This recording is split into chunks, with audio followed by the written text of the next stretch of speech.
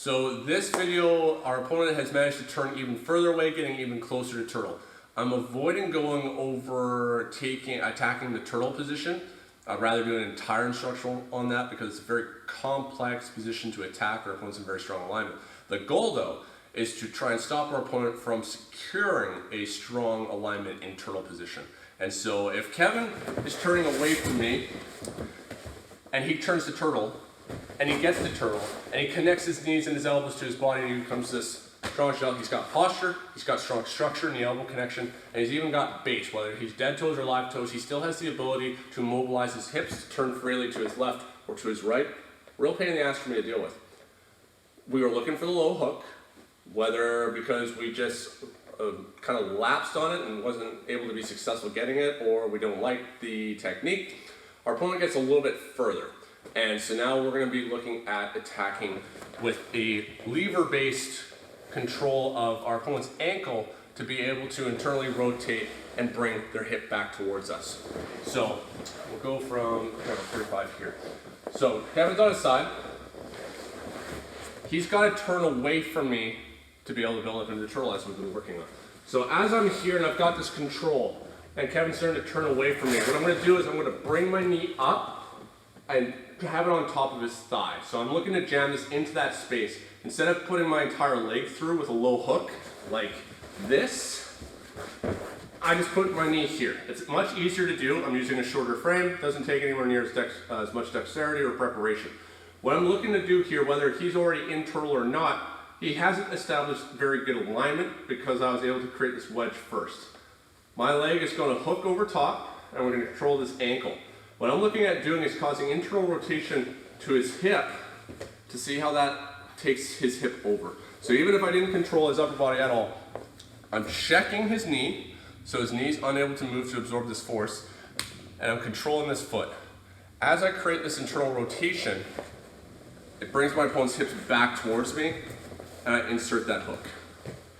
If I do not check this knee and I just try flaring his leg, then his knee can just move to the side. He can adjust his hip angle, or he just moves his knee further out like this to be able to alleviate that force. So let's turn more this way on your side again. So here Kevin's turning away. There's still going to be this space when his hip lifts. What I'm going to do from here is I'm just going to bring my knee here. So see how now my knee starts to rest on top of his thigh down at his knee. If he tries to connect his knee and his elbow right now, it's impossible to do effectively because my knee is already here. If he connects his knees and elbow, well, now I can't really do anything from here. Now he's got strong alignment. My ability to actually access his ankle as well is very difficult because his butt is going to be right above his heel. I don't have the space. The goal is as he turns into this position, keep turning. Look how far away his butt is from his foot, and my knee is already here. This is what's going to allow me to get that control. And I want to do all that while I'm keeping chest to back connection. So on your side again. So as I'm here and he's turning away, my knee comes on top, my foot immediately reaches and hooks down at his ankle. Instead of flaring my toes out like this becomes pretty weak, takes a bit of flexibility in my leg. I'm looking at just having my knee turned into towards his butt as like a kickstand, so that if he tries to bring his butt over top of his foot, he can't. I've wedged it, but if I'm like this and he can sit down, it's going to be more difficult. He lowers the center of gravity. I'm here, and now with my leg curl, I'm able to hook his leg, and this is a strong alignment.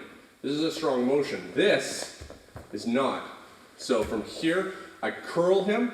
I start to pull him on top, so that now, see how his knee starts to lift off the mat? This allows me to kick my foot through and insert that low hook. Now, same thing applies. I can just go right to like the Popovich. If he hasn't connected his knee-elbow connection, I can just throw that leg over top. It's always going to be kind of dependent on what your opponent's alignment is. Your side-facing camera. So now that we've got some of that footwork out of the way, as I'm here, he turns, my knee right there wedged on top. I hook his ankle. I bend it. The knee starts to lift, so now I can kick my leg through. Leg inserts as a hook.